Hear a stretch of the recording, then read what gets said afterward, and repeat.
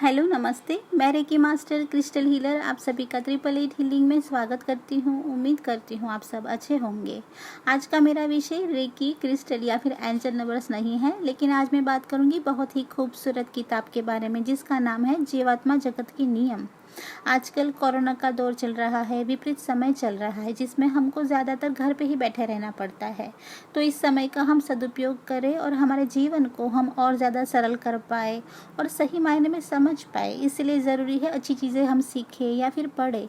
उसमें से ही है एक किताब जो मैंने खुद ने पढ़ी है और बहुत ही अच्छे से समझी है और जीवन को मैं सही मायने में समझ पाई हूँ। ये बुक अलग अलग भाषाओं में मिलती है। The law of spirit word, जीवात्मा जगत ना कायदा हो, ऐसे अलग अलग भाषा में ये बुक अवेलेबल है। आप ज़रूर इसे पढ़िए और देखिए कि कितनी खूबसूरत ये किताब है।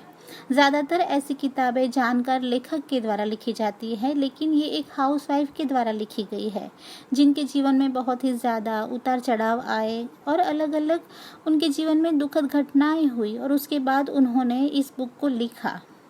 इनका जीवन बहुत ही सरल और नॉर्मल चल रहा था और एक दिन अचानक से ही उनके दोनों बेटों का देहांत हो गया और उनकी अच्छी खासी ज़िंदगी अचानक से ही ख़राब हो गई, जैसे कि पूरा जीवन उनका बर्बाद ही हो गया। तब जैसे ही हम सभी जैसे नॉर्मल सोचते हैं, वैसे उन्होंने भी सोचा कि हमने किसी का बुरा ही नहीं किया, कोई भी ऐसा कर्म नहीं किए हैं और हमने पूरे जीवन बहुत सादगी से बिताया और सभी का अच्छा किया, फिर भी हमारे साथ ईश्वर ने ऐसा क्यों किया। और ऐसे ही वो सोचते रहते थे और उनका जीवन बहुत ही ख़राब हो चुका था, कहीं भी मन नहीं लग रहा था। और ऐसे में एक दिन अचानक से उनके किसी परिचित ने आके उनको कहा कि आपके जो बेटे हैं वो आपका संपर्क करना चाहते हैं, क्योंकि वो बहुत स्पिरिचुअल थी और डिवाइन थी और यूनिवर्सल एनर्जी को वो समझ पाते थे।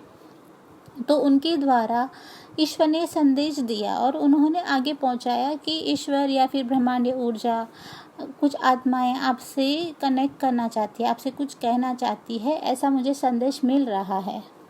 ऐसा सुन के ये तो पहली बार ऐसे भावुक ही हो गए कि क्या सच में ऐसा हो सकता है कि मेरे बेटे मेरा संपर्क करना चाहेंगे, ऐसे आत्माएं संपर्क कर सकती है या फिर ईश्वर के द्वारा सच में ऐसा कोई संदेश मिल सकता है। उनको पहले तो विश्वास नहीं हुआ, लेकिन फिर भी उन्होंने सोचा कि अगर ये बात सच है तो क्यों ना कोशिश की जाए।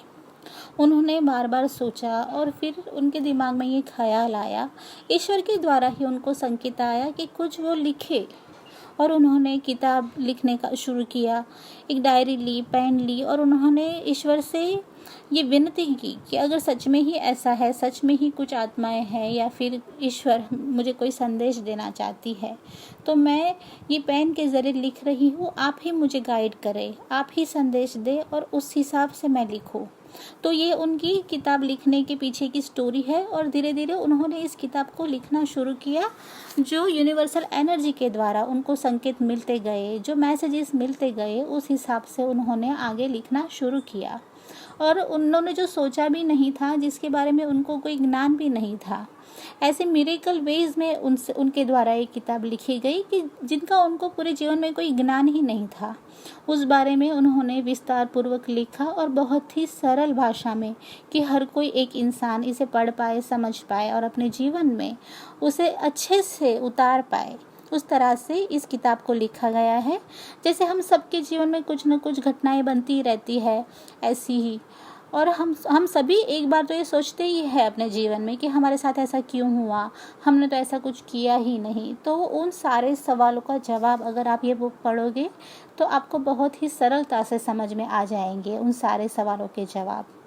हमारे हिंदू संस्कृति में कहा गया है कि हमारे अलग अलग जन्म है, सिर्फ यही हमारा जन्म नहीं है, हमने कई सैकड़ों जन्म जिए हैं। तो उस सारे जन्म के कर्मास के अनुसार हमारा ये जीवन मिलता है और उस अनुसार ही हमारे जीवन में घटनाएं घटित होती है जिसे हम नहीं समझ पाते। जैसे अचानक से ही कोई दुखद घटना का बनना और हमारा ये सवाल उठना कि हमारे साथ ऐसा क्यों हुआ, तो सिर्फ इस जन्म के कर्मों के आधार पे ही वो नहीं होता है। हमारे कई जन्मों के हिसाब किताब जो बाकी होते हैं उसके अनुसार ही हमारे जीवन में घटनाएं घटित होती है। हम चाहे कितनी भी मेहनत करें हमें सफलता नहीं मिलती, या फिर कितना भी अच्छा करें तो भी हमारे साथ बुरा ही होता है।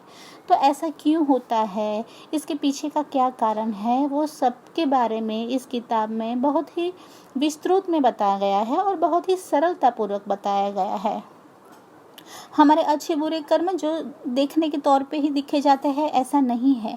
अगर हम दिमाग में ही किसी के बारे में बुरा सोचते हैं और बाहरी तौर पे हम ऐसा दिखावा करते हैं कि नहीं हम तो अच्छे ही हैं, तो इसको भी बुरे कर्म में गिना जाता है, जिसको सिर्फ आप एक थॉट के द्वारा ही करते हो या सिर्फ सोचते ही हो।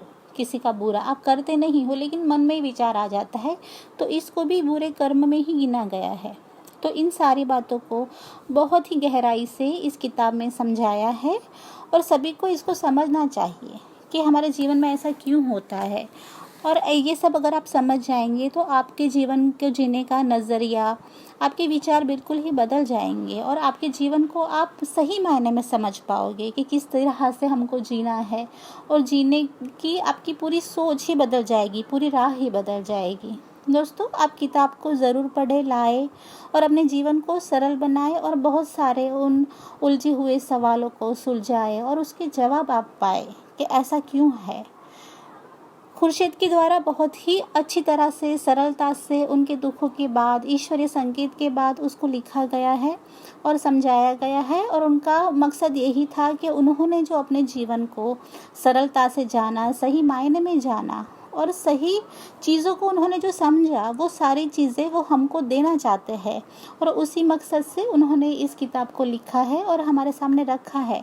बहुत सारे लोग इस किताब से अनजान है, इस किताब के बारे में ज़्यादातर नहीं जानते। तो मेरा मकसद भी यही था कि मेरे द्वारा मैं सबको बोलूं कि इस किताब के बारे में पढ़े और आगे जाने।